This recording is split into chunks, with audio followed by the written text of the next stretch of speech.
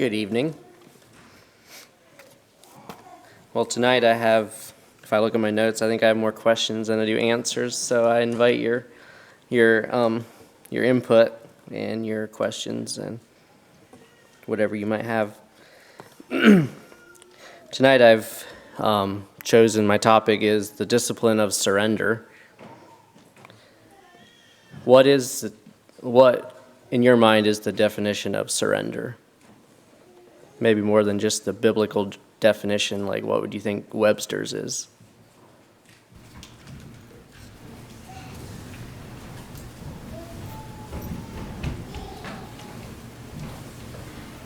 Just giving up, isn't it? Yep, it's one. What was that? Say humble. Yeah. You never did that?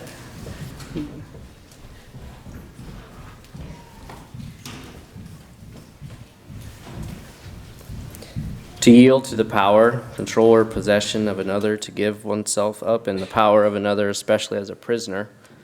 That was some of Webster's definitions. As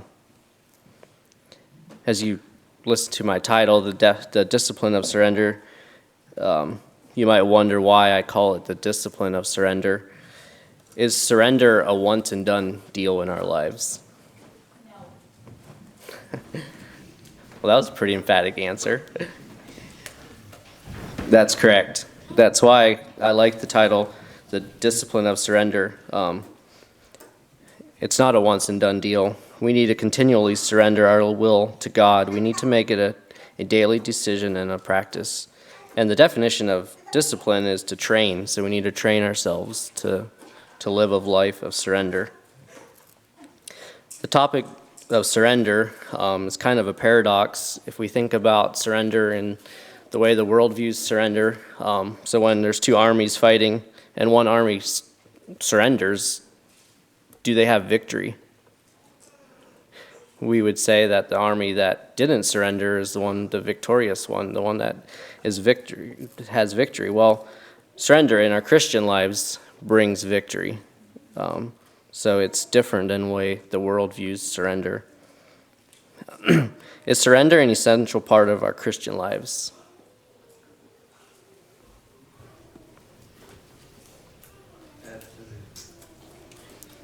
So can we explain why? Submit our will to another higher than us. Mm-hmm.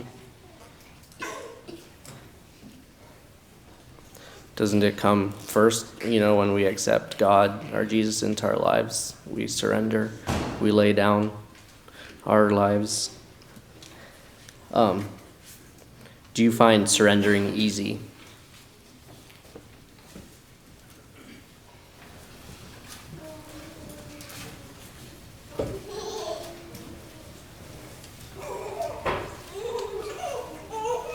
Depends on the circumstance. Mm-hmm. Sometimes God asks more of us than other times. Especially if it's something you hold dearly in your life, it's going to be much harder to. But the opposite of that, by not surrendering, if we had faith like having a God before us, anything we value above God is idolatry. So we really don't have an option. Right. Yeah, it's a good answer. There's sometimes, depends what it is, it's easier to surrender, but there's definitely times in life when God asks something of us, it's not always easy to surrender. So we said that, surrender is an essential part of our Christian lives. So let's go lay some foundation. Let's go to the Bible, see what the Bible has to say. So if I could have some volunteers to look up verses for me and read them, that would be great. Luke 9, verse 23. Could I have a volunteer for that?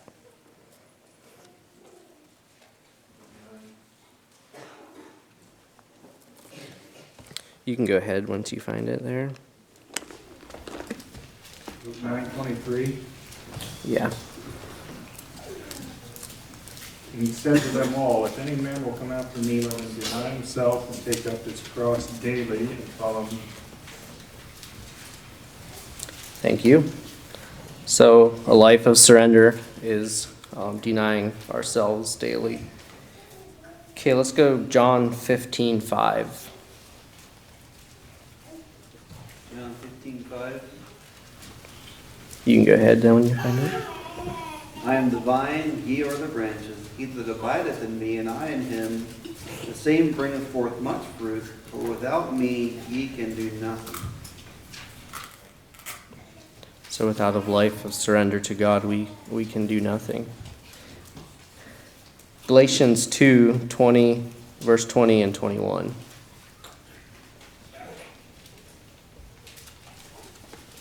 What was the verses? 20 and 21. I'm crucified with Christ, and thus I live, yet not I.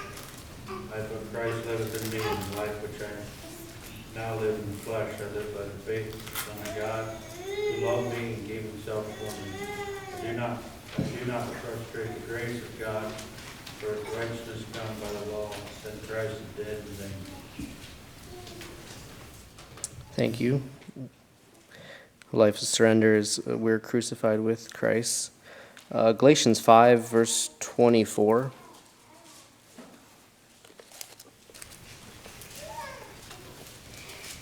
Galatians 5:24.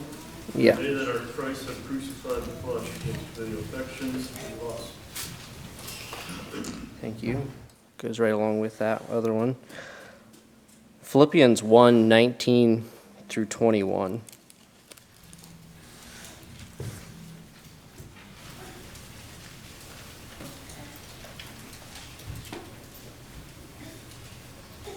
I got it.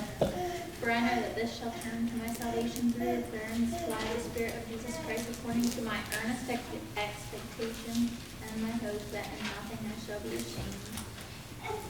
But that with all boldness, as always, so now also Christ shall be magnified in my body, whether it be by life or by death. For to me to live is Christ, and to die is gain. Right then? Yeah, that was right. The last verse there, verse 21, for me to live is Christ and to die is gain. That, for us to say that, that is total surrender to God right there. James 4, verse 7.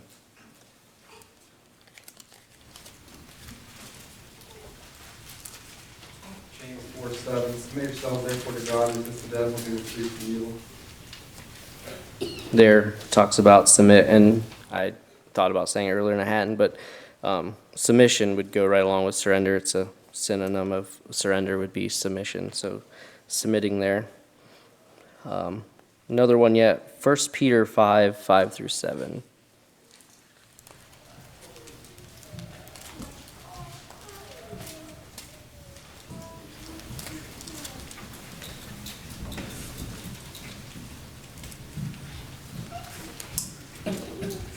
First Peter 5. Likewise, ye younger, submit yourselves unto the elder. Yea, all of you be subject one to another, make both with humility. For God resisteth the proud, and giveth grace to the humble. Humble yourselves therefore in the mighty hand of God, that he may exalt you in due time, casting all your care upon him, for he careth for you. Thank you. So as we think of surrender, what are some examples of people in the Bible that surrendered that you can think of?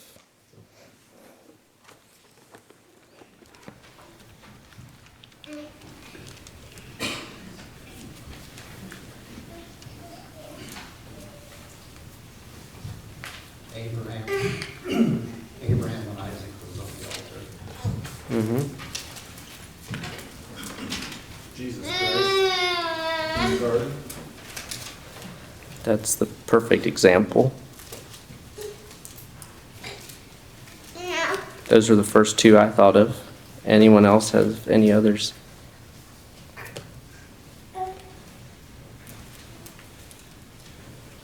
Mary, the mother of Jesus, said, "Be it unto thine handmaid according to thy word." Mm-hmm. Saul, when he was struck down on the road to Damascus, he was definitely hit a roadblock and surrendered his life to God. Dad said about Abraham, and that was a story. I'm not going to read it all or anything, but that one really stuck out to me, and how Abraham was so surrendered that he was willing to, God asked this of him, and, who that would have waited so long for a son and would have been willing to sacrifice his son. Well, Abraham went the whole way through with it and was ready to kill Isaac, and he was fully surrendered to God. In his mind, there was no turning back. And then Keith said about Jesus and how Jesus was fully surrendered to what God wanted for him in his life. Okay, now, is there any negative examples or people in the Bible that did not surrender when they were supposed to? Jonah.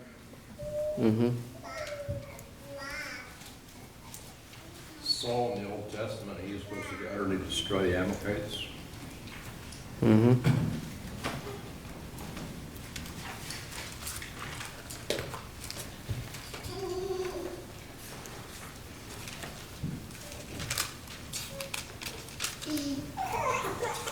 Pharaoh of Egypt, not letting the children of Israel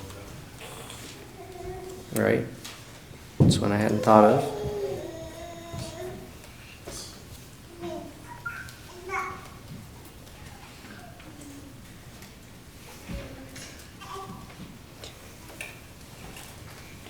Aaron, in Numbers 20, verse 24, Aaron shall be gathered unto his people, for he shall not enter into the land which I have given unto the children of Israel, because ye rebelled against my word at the water of Meribah. So Aaron couldn't enter into the land because he rebelled. Another one, way beginning of the Bible, Adam and Eve, when they took of the fruit, they were not surrendered to what God wanted for them. So what does surrender look like in a Christian's life?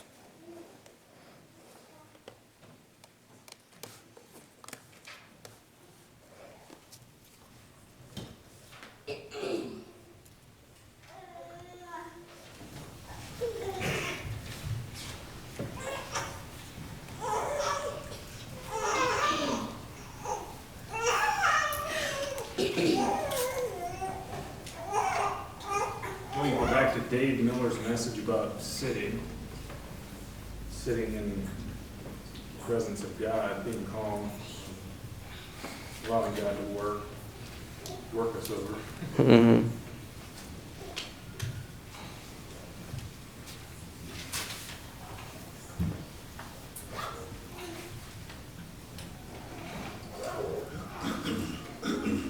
Well, a life of surrender is a life of peace. We have peace when we're surrendered to God.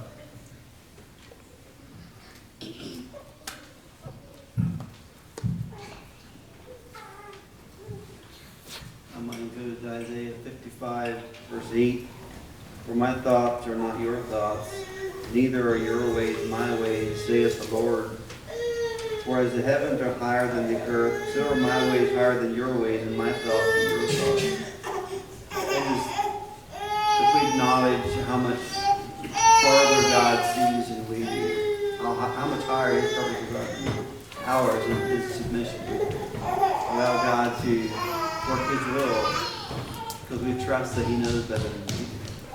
Mm-hmm. So there would be, surrender in our lives is a life of trusting. We trust God. Another thing is we're not fearful. When we're surrendered to God, we don't have to fear every little thing in life because we know God is in control and we're right where God wants us. God will take care of us in those times. As soon as we stop surrendering and start trying to follow ourselves, we live a life of fearfulness. I think a life of surrender is a joyful life also. So what does the lack of surrender look like?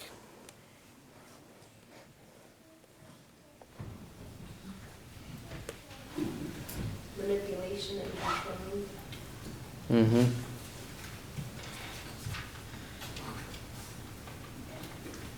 Worry and stress. That's for sure. That's a big one. So talking about this thing about surrendering that, how many times should we ask God for something when somebody, by the evidence, doesn't think that's the way it's supposed to be? I think Paul said 3 times. I don't know, was he convinced at that point in time, or he had other things more important to pray about? But I understand it. If you're praying for somebody to be saved, it's God's will that they would be saved because of what John 3:16 said, is, in his own right time. But still, God has made each one of us creatures of choice. That's just one instance. But as far as other things, what should we do? Sounds like we're going back to last Sunday's Sunday school lesson. Did we ever get those questions answered?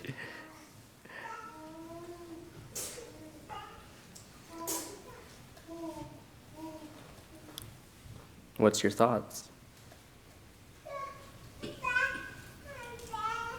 you referring to the ask and it shall be given unto you? Mm-hmm.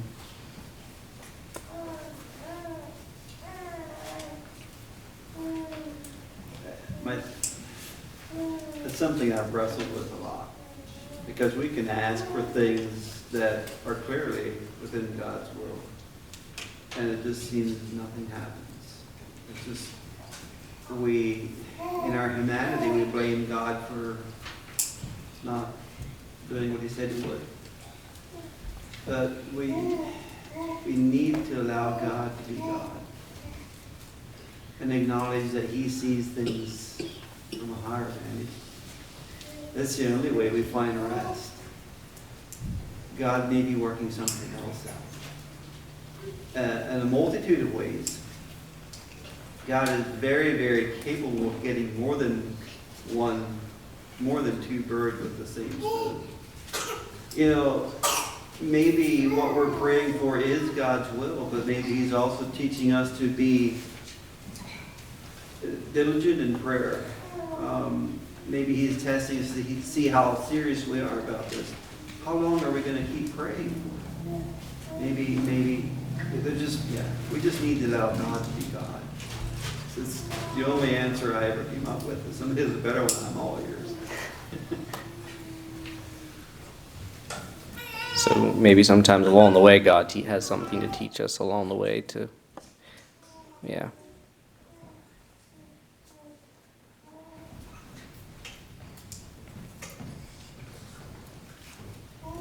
I think there's times where we can keep praying for something and we will know if our will is aligned, if we're okay and submitted to God what his will is. We can keep praying for something, but we always say, well, your will be done.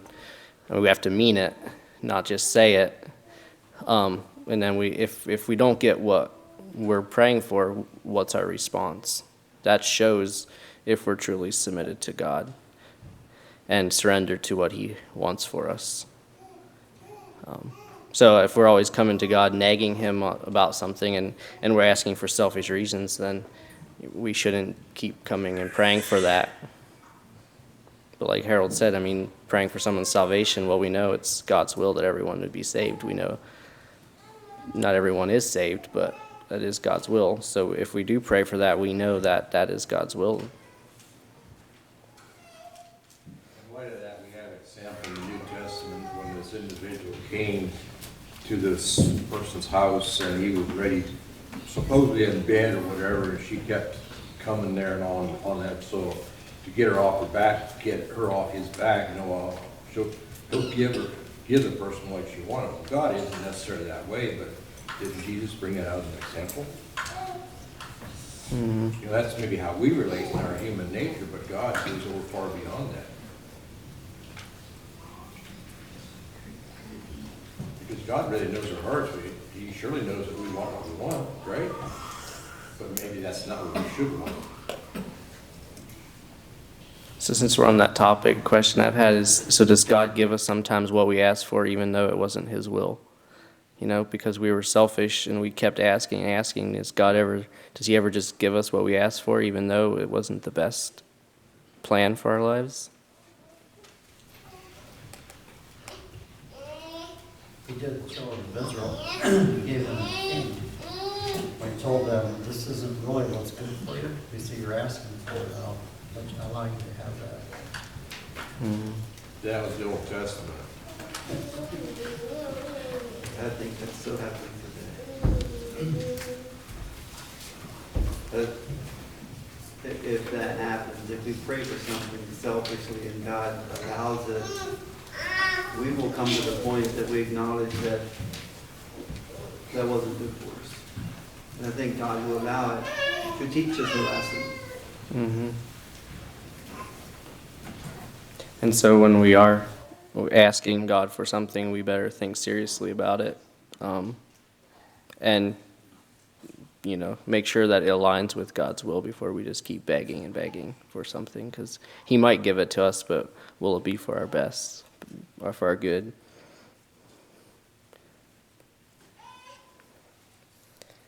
So what might hinder us from living a surrendered life?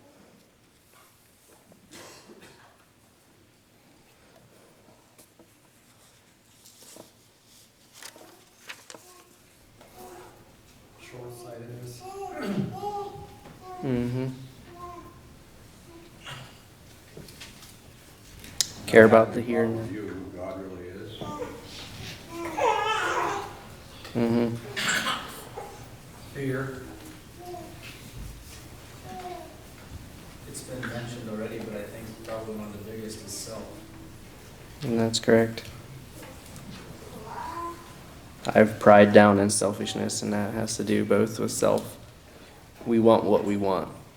And like Dad said, short-sightedness, we want what we want now. God, we don't look very far in life sometimes. What about if we have dreams, we want certain things in life, we're dreaming of something and it's not happening and it's not God's will. Sometimes our dreams stand in between.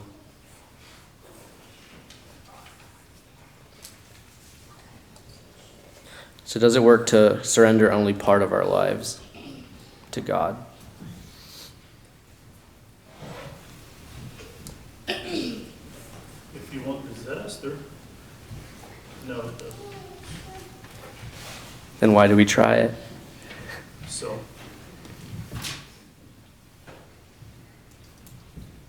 I think we're allowed to see that God is a gracious God. He works with a partial surrender. But He works with it to bring us to a full surrender. Maybe you're saying like He doesn't show us everything right at the beginning, maybe that we don't surrender to Him. Well, we can surrender partially and then keep a selfish part. And God will accept that, but He's not satisfied with that. He won't stop working on us. He will continue to bring us to full surrender. Mm-hmm. And if we only surrender part of our lives to God and we hold some back for ourselves and we know it, it won't bring us true victory in life. It will always be that little thing that'll hold us back in life. Roger said it's a recipe for disaster. Right. Even though we think we hold that back and it'll satisfy us, it still won't. It'll still leave that emptiness. Would you care to explain the one verse that was read tonight, Philippians 1:21, for me to live as Christ and die as gain, so I can understand it in my own mind? What's Paul actually saying? Maybe that would help us to understand a little bit this thing about surrender. Philippians 1:21, so you can look, see how it says, and then you explain it to me.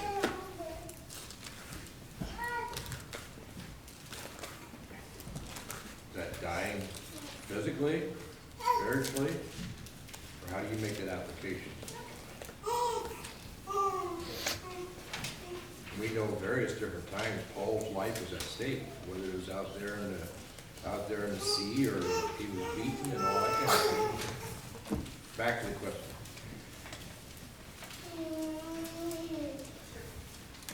Well, if we're living for Christ and we die, we get to live with Him eternally, and that's gain. Here on earth, it doesn't really, what we might have to go through doesn't look that good, but eternally it's gain. Anyone else have any thoughts on that?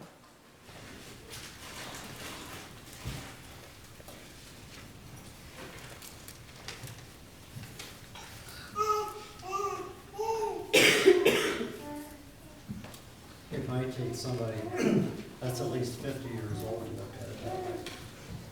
That God, if you extend my life, I'll live it for you. If you choose to take me home, it's better for me. I mean, like I said, it's harder for a younger person to say that, but I think an older person should have reached that point of submission. So you should understand it, Harold, because you're above 50. That's why I couldn't give you a good answer. I'm too young. Well, it all boils down to the fact of what our value system is. Who do we think or what's more important in your life? And that makes the difference if you're gonna surrender or not. You look at a pig, when you get to a certain age or a certain weight, they don't have much option. That's what I call surrender. Chicken just gives a little bit. Pig gives the works. I guess that's one way of looking at it. Maybe some people eat pork, but that's whatever. There's no holding back, Sometimes our life of ease makes it harder for us to surrender, to feel that way because we have life too easy. I've helped load enough pigs in my lifetime. I know it's not necessarily easy to load pigs on a long trail.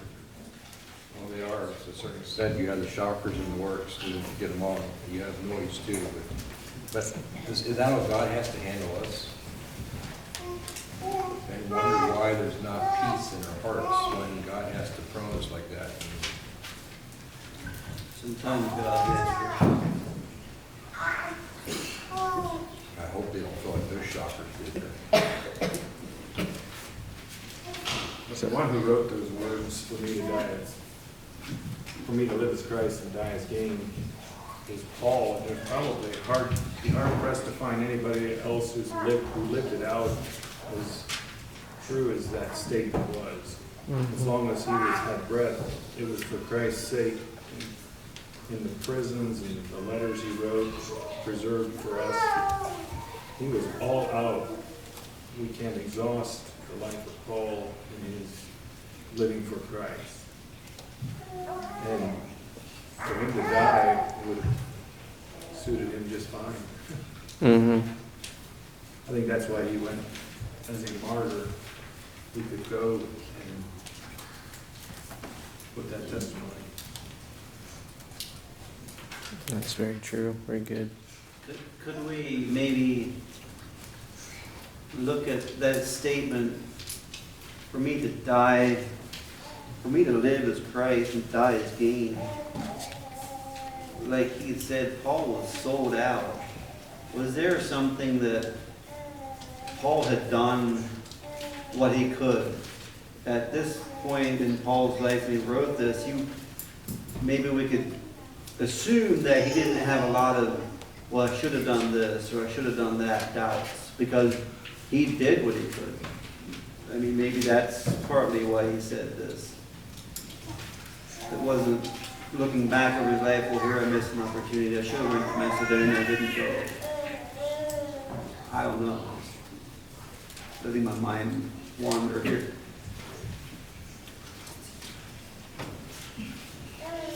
Well, and he had taught, he had Timothy, he taught some of his younger ones that he saw carrying on God's work. And so he was at that place where he felt he could go and it was be gain to him. Like you said, he probably didn't have a life of a lot of regrets. I mean, I'm sure there was some, he's human, but yeah.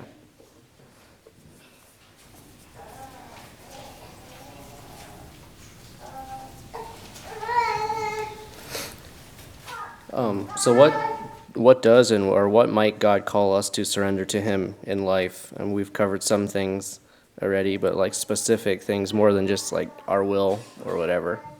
Like make it personal. What's some things that God might call us to surrender to Him?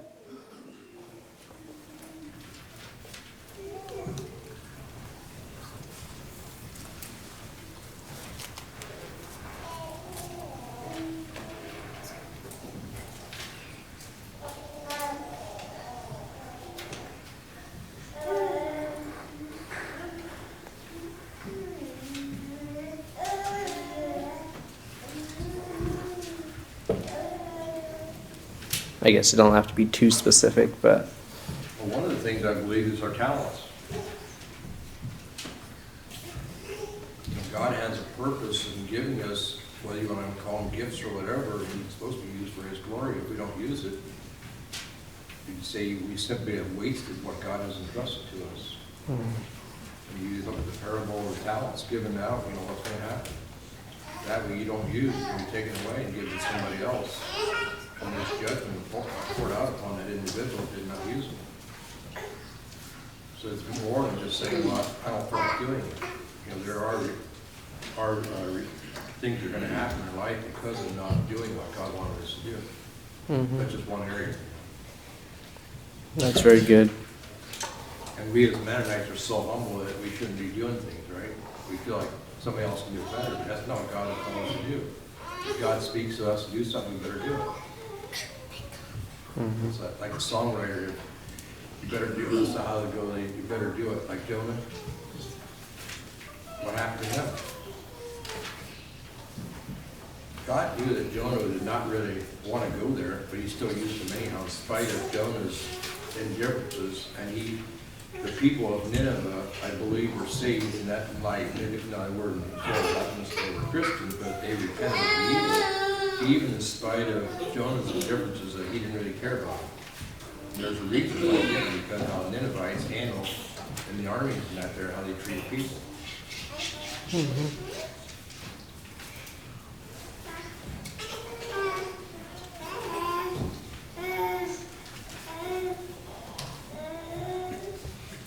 So how many of us have had hopes and dreams in life that God has changed our plans in life, and it's been a while, took us time to surrender our, what we thought of, or maybe it's preconceived ideas of how something should be.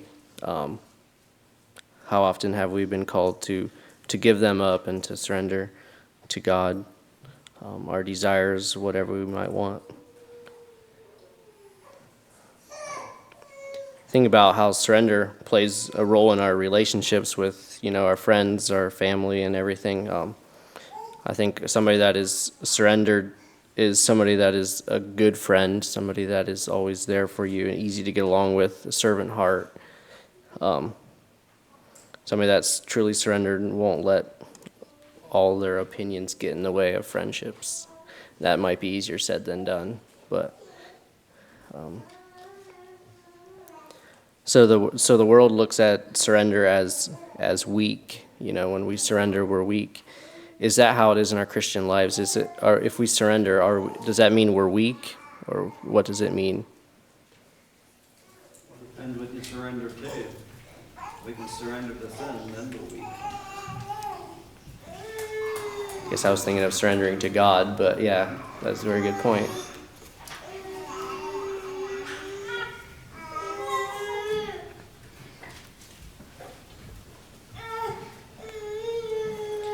So I would say surrendering to God takes a lot of strength and humility. First of all, humility. So it's not a sign of weakness when we surrender. The world looks at surrender as weakness and bondage, but to the Christian it means being released from the bondage of sin, of self, to follow Christ and to live in liberty.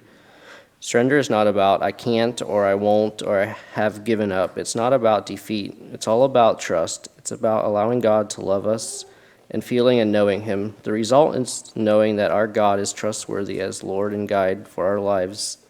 Submission is not a mindset act we undertake. It is a freedom we have. It is not something we merely do superficially. Rather, it comes from our innermost being, from our growth in Christ, our conviction, and then our confidence in Him, and is honed by our own inward attitude towards Him.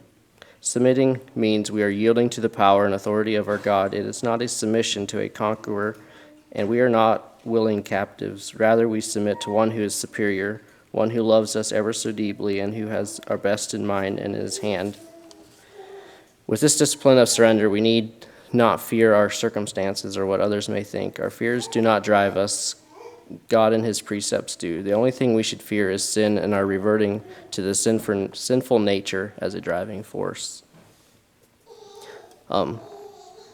I'd like to open up to anybody that has a testimony or wants to share what's something that God has called you to give up in life or surrender to Him. You don't have to share, but I just thought I'd open up, make it personal, of something that God's called you to surrender to Him in life, something you faced.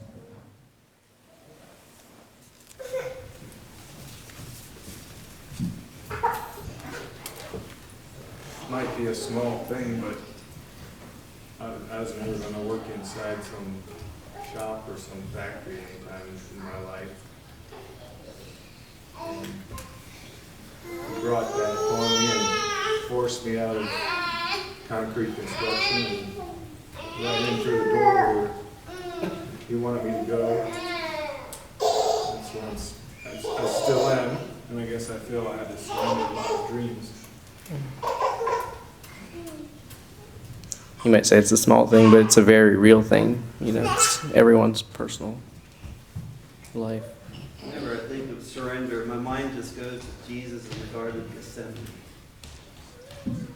You know, the agony that Jesus went through there is, if we really stop and consider, it's heart-wrenching. It was private, it was personal. And it's almost like the Gospels allow us a glimpse into somebody in their prayer closet where we really shouldn't be watching. But that is surrender.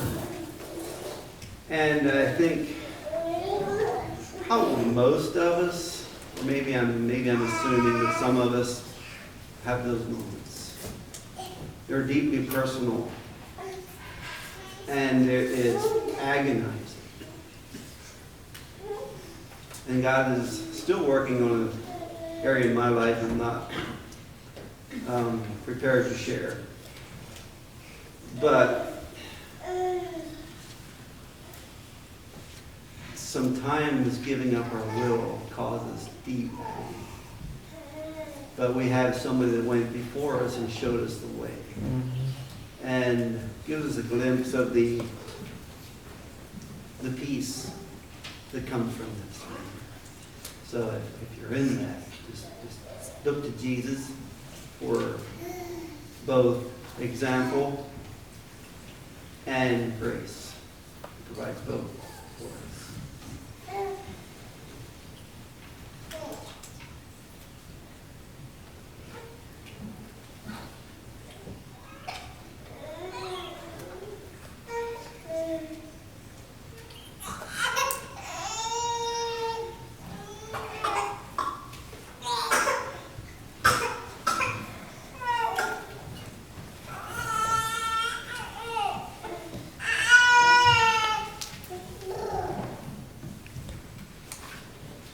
Anyone else not pushing us?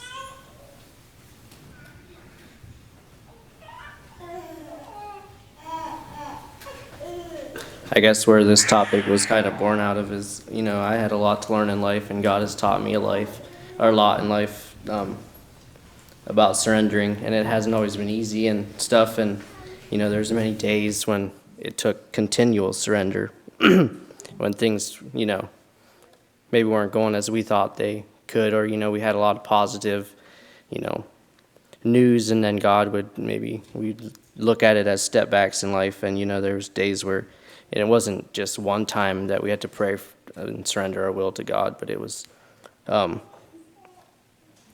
multiple times, and it's amazing how quick, you know, our wills can stick back up, and we think, well, you know, this is kind of what I want, this is kind of going our way.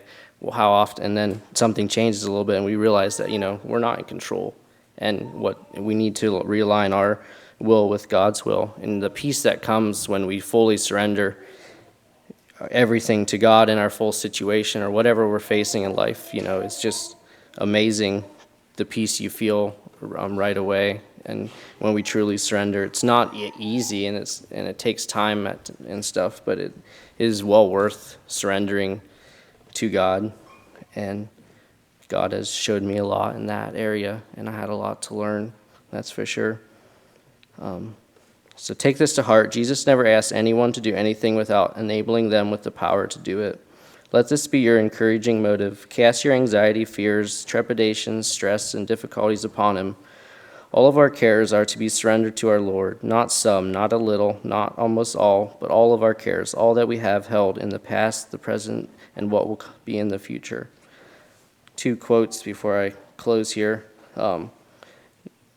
You see, a potter can only mold the clay when it lays completely in his hand. It requires complete surrender. The essence of surrender is getting out of God's way so that he can do in us what he also wants to do through us. And that is all I have.